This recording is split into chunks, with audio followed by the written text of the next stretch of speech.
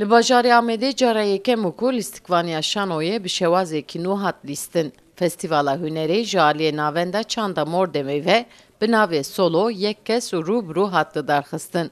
Festîvala çaremîna Solo ya Nawnetewî li navçeya Navsûra Amedê de lavayek dîrokî Hemamê de dest pê kir.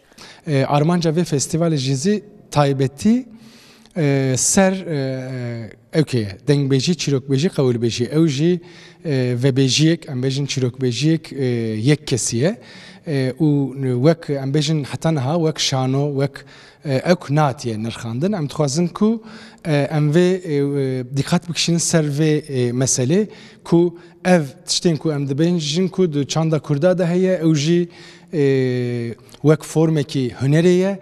Zêrfiroşî pêşiyek bû ji bo min. Qet li ser nefikirî bû.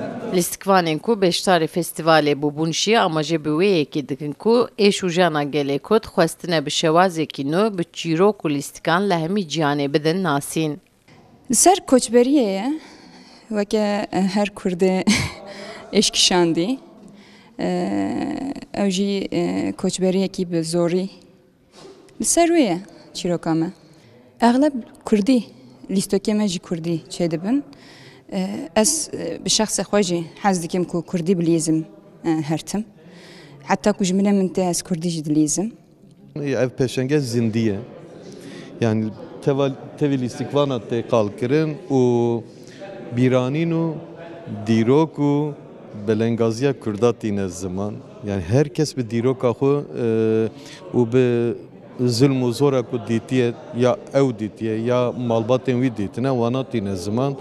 Bi rastî jî ev projeyekî serkeftin e ez bawerim wê li Herêmê Kurdistanê hemû dera jî were li darxistin. Dahata biletên festîvala bi mijara wekêviya Zayendî jî dê ji bo zarokên ku ji ertêja şeşê Sibatê bi bandor bûne bêne bikaranîn. Sevda Kaplan, Kurdistan TV, Amed.